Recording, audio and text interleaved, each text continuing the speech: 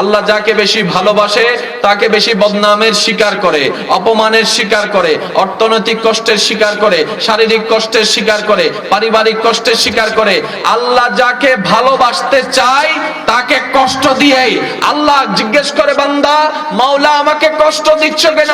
বলে যে তোকে কষ্ট দিচ্ছি যেন তুই ধৈর্য ধারণ করতে পারিস, কারণ ওই ধৈর্যের মাধ্যমে আমি খুশি হয়ে তোর গুনাহকে মাফ করে তোকে পবিত্র করে কাছে টেনে নিতে চাচ্ছি। সব কষ্ট কষ্ট হয় না, কিছু কষ্ট নিয়ামত হয়। যেমন শিক্ষক যখন ছাত্রদেরকে মারে, এটা কি কষ্ট দেওয়ার জন্য মারে নাকি জীবন গড়ে দেওয়ার জন্য? মা বাবা যখন সন্তানদেরকে ডাক দেয়, এটা কি ঘৃণা করে ডাক দেয় নাকি জীবন গড়ে দেওয়ার জন্য? তাহলে সব শাসনের পিছনে আপনার ঘৃণা থাকে না, সব আঘাতের পিছনে আপনার ঘৃণা থাকে না, কিছু কিছু আঘাতের পিছনে আপনার আমার কল্যাণ থাকে। তাই তো আমাদের জীবনে ঘটে যাওয়া হাজারটা পরিস্থিতি এমন হয়েছে যেটা সামনে আসার পরে আমাদের বিবেক মন বলেছিল যে এই জিনিসটা আমাদের বিপক্ষে হয়েছে, একটা সময় দেখা যায় ওইটাই আমাদের জন্য কল্যাণ হয়ে গিয়েছে। জীবনে এরকম হাজার ঘটনা আছে না না? সেজন্য মুরব্বীরা একটা কথা বলে, আল্লাহ যখন যা করে, একটু সবাই বললে আমি খুশি হব, আল্লাহ যখন যা করে। কারণ আল্লাহ যদি ক্ষতি চাইতেন ফজরের নামাজ না পড়ার কারণে ল্যাংড়া বানাই দিতে পারতেন। আল্লাহ যদি ক্ষতি চাইতেন, আল্লাহর জমিনে দাঁড়ায় যখন 2 নম্বরে কাজ করি তখন আল্লাহ চাইলে আমাদেরকে কোমর ভেঙে দিতে পারতেন।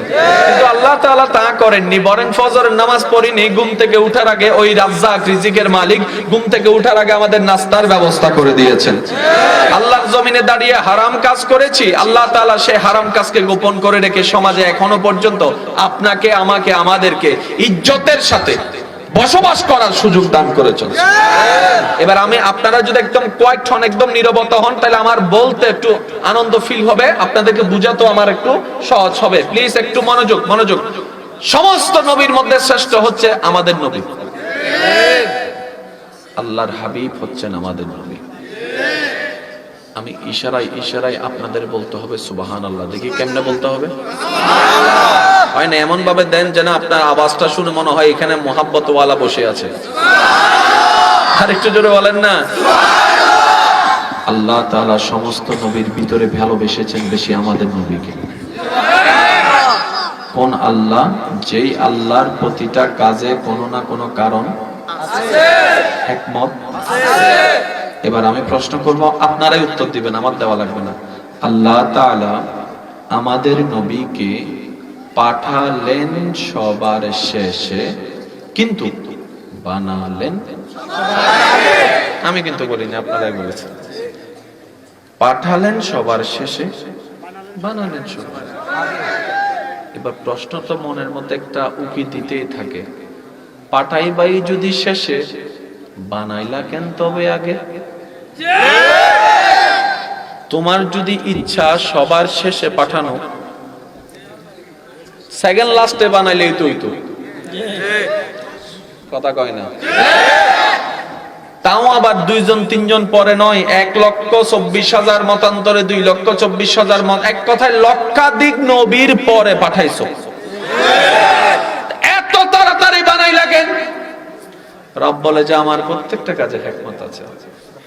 আমি কাউকে দিয়ে পরীক্ষা করি, কারো থেকে নিয়ে পরীক্ষা করি, কাউকে সম্মান দিয়ে পরীক্ষা করি, কাউকে বেইজ্জত দিয়ে পরীক্ষা করি, কাউকে টাকাওয়ালা বানাই, কাউকে গরিব বানাই। সব আমি আল্লাহর মেজারমেন্টে আছে, কেউ বাদ পারবে না, কেউ বাদ পড়বে না, সবকিছু আমি আল্লাহর নিয়ন্ত্রণে আছে। সুবহানাল্লাহ।